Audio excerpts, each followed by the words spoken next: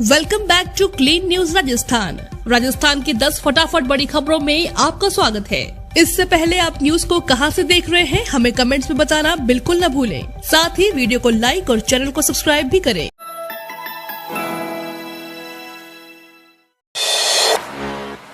मनरेगा की तर्ज पर शहरी क्षेत्रों में शुरू होगी इंदिरा गांधी शहरी रोजगार गारंटी योजना। राजस्थान के धौलपुर मुख्यमंत्री बजट घोषणा के अंतर्गत राज्य के शहरी क्षेत्रों की नगरीय निकायों की सीमा में निवास करने वाले परिवार, विशेष रूप से और आर्थिक रूप से कमजोर, असहाय और बेरोजगार परिवारों को आर्थिक संबल प्रदान करने के लिए मनरेगा की तर्ज पर राज्य के नगरीय क्षेत्रों में इंदिरा गांधी शहरी रोजगार गारंटी योजना लागू की जा रही है। इस संबंध में लगातार जिला प्रशासन योजना का बेहतर क्रियान्वयन हो उसमें लगी हुई है। जिला कलेक्टर ने बताया कि इस योजना का मुख्य उद्देश्य शहरी क्षेत्र में निवास कर रहे प्रत्येक परिवार को वित्तीय वर्ष में 100 दिवस का गारंटी शुदा रोजगार उपलब्ध करवाकर उनकी आजीविका की सुरक्षा सुनिश्चित करना है। इस योजना में शहरी क्षेत्र के प्रत्येक परिवार की मांग के आधार पर 18 से 60 वर्ष की आयु के पात्र व्यक्तियों को रोजगार उपलब्ध करवाया जाना है।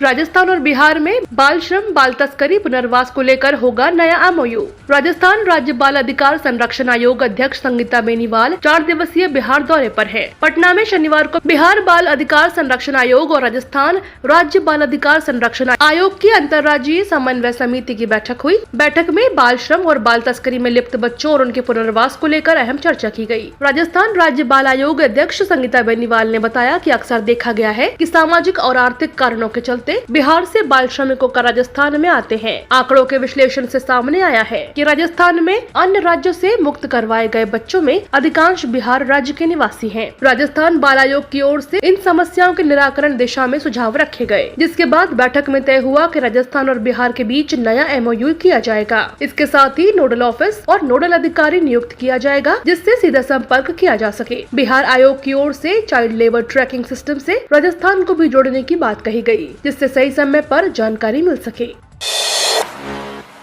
सीएम गहलोत ने बीजेपी पर साधा निशाना, पूछा क्या हम राष्ट्रवादी और हिंदू नहीं हैं? राजस्थान के मुख्यमंत्री अशोक गहलोत ने बीजेपी और आरएसएस पर जमकर निशाना साधा है। सीएम गहलोत ने बीजेपी से पूछा क्या हम राष्ट्रवादी और हिंदू नहीं? सीएम गहलोत ने कोटपुतली में जनसभा को संबोधित करते हुए कहा कि बीजेपी षड्यंत्र कर रही है, देश के अंदर खतरनाक माहौल बना दिया है। आज के ही दिन पूर्व पीएम राजीव गांधी की हत्या हुई थी। इंदिरा गांधी ने पीएम पद पर रहते हुए जान दे दी, लेकिन खालिस्तान नहीं बनने दिया।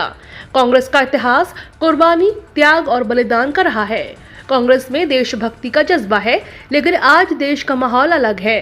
देश में आज लोकतंत्र खतरे में है। देश में हर जगह दंगे हो रहे हैं। खेती के लिए किसानों को निशुल्क मिलेंगे कृषि यंत्र। केंद्र और राज्य सरकार की ओर से किसानों को खेती के लिए कई योजनाओं के माध्यम से सुविधाएं उपलब्ध कराई जा रही हैं। इससे किसानों की आय बढ़ाने में मदद मिलेगी। इसी क्रम में राजस्थान सरकार की ओर से किसानों के लिए निशुल्क ट्रैक्टर एवं कृषि यंत्र योजना चलाई जा रही है। इस योजना के तहत किसानों को कृषि कार्य के लिए निशुल्क ट्रैक्टर और कृषि यंत्र उपलब्ध कराए जाएंगे। इसके लिए किसानों को आवेदन करना होगा। आवेदन की प्रक्रिया भी बेहद सरल है। इस योजना के माध्यम से किसान अपनी जरूरत के हिसाब से कृषि यंत्र ले सकेंगे। इससे किसानों को लाभ होगा। सीएम अशोक गहलोत ने गोपालकों के लिए कैबिनेट में लिया ये बड़ा फैसला।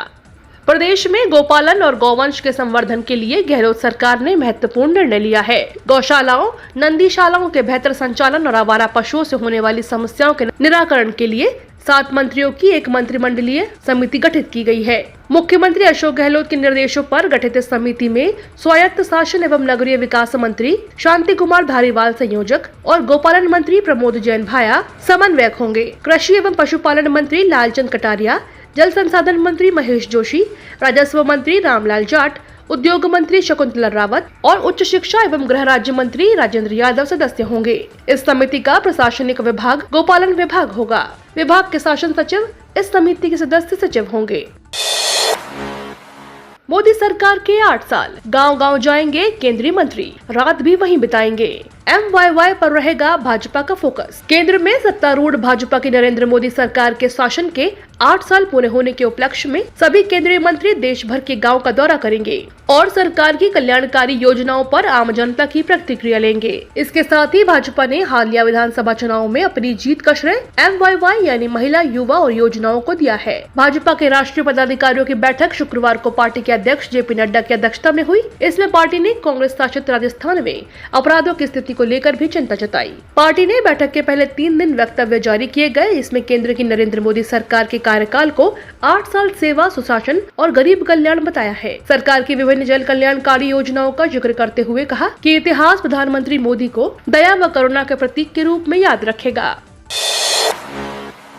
वसुंधरा राजे को बड़ा झटका, PM मोदी के नाम पर राजस्थान चुनाव लड़ेगी बीजेपी।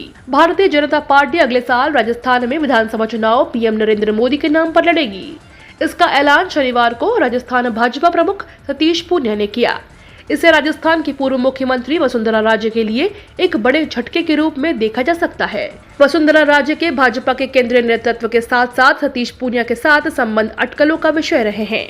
हालांकि इस तरह की रिपोर्ट्स को नकारने का दोनों तरफ से काफी बार कोशिश की गई। भाजपा अध्यक्ष JP नड्डा के साथ एक दिन पहले जयपुर में पूनिया और अन्य नेताओं के अलावा मंच पर एक और रोड शो के दौरान वसुंधरा राजे दिखी थी। राजस्थान पुलिस भर्ती पेपर लीक केस में SOG का बड़ा खुलासा, 14 गिरफ्तार। राजस्थान पुलिस भर्ती परीक्षा में लीक हुए पेपर के मामले की जांच कर रही SOG ने अब तक 14 आरोपियों को गिरफ्तार कर लिया है। ADG SOG अशोक राठौड़ ने शनिवार को इस संबंध में प्रेस वार्ता कर खुलासा किया कि मामले में परीक्षा केंद्र बनाए दिवाकर पब्लिक स्कूल एक ऐसा सेंटर था जहां तय प्लान के तहत और पूरी तैयारी के साथ आसानी से नकल की जा सकती थी। अशोक राठौर ने कहा कि तय रणनीति के तहत इस परीक्षा केंद्र पर पेपर लीक किया गया। राठौर ने बताया कि जिन लोगों की केंद्र पर ड्यूटी थी उन लोगों ने निजी लोगों को साथ लेकर पूरी घटना को तय रणनीति के तहत अंजाम दिया। ADG राठौर ने कहा कि गिरफ्तार अभी 14 आरोपियों से पूछताछ की जा रही है और इनमें से 3 लोगों के कुल 9 बैंक खाते भी सीज कर दिए गए हैं। खातों के अलावा अन्य लेन देन किसने किया है, दिवाकर पब्लिक स्कूल को सेंटर बनाने का काम किसने किया और पेपर लीक में कौन कौन लोग शामिल हैं, इस जैसे तमाम सवालों के जवाब SOG लगातार खोज रही है और गिरफ्तार आरोपियों से पूछताछ कर रही है। महंगा होगा जीरा, राजस्थान से रोजाना 8,000 बोरी की आवक। किसानों एवं व्यापारियों को इस साल जीरे में अच्छा मुनाफा मिल रहा है। जीरे के भाव वर्तमान में 250 रुपए प्रति किलो के पार निकल गए हैं। जानकारों के अनुसार जीरे के ये भाव अभी तक के उच्चतम है। देश में 70% जीरे की फसल मारवाड़ में होती है। हालांकि इस साल जीरे की पैदावार करीब 50% ही हुई है, लिहाजा जीरे के भाव में तेजी का रुख देखा जा रहा है। ऊंझा मंडी में राजस्थान का जीरा, सौंफ और इसबगोल की फसल बड़ी मात्रा में होती है। दरअसल राजस्थान के किसानों को यहां उचित दाम और एक्सपोर्ट तक की सुविधा मिल रही है। NCDEX के प्लेटफॉर्म पर डिलीवरी के लिए आने वाली सभी फसलों की क्वालिटी को लेकर एक तय मानक है, जिसका एक्सचेंज सख्ती से पालन करता है।